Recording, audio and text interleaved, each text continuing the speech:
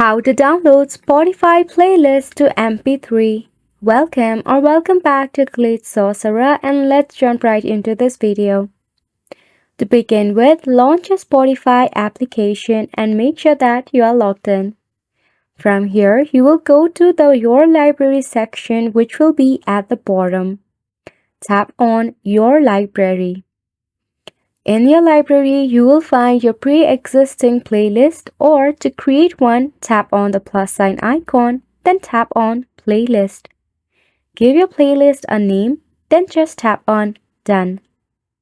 Next step, tap on Add to this playlist and select the songs that you want to add to your playlist. You can select from the given list or even browse further songs. Now once you are done, at the very top you will see this download arrow. Tap on the download arrow. Then select Explore Premium. To download your playlist, you will have to get yourself Spotify Premium. So you have to tap on either Continue with Spotify or Play Store or App Store.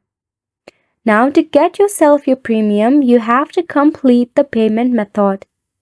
Don't worry, you will get yourself 1 month of free trial.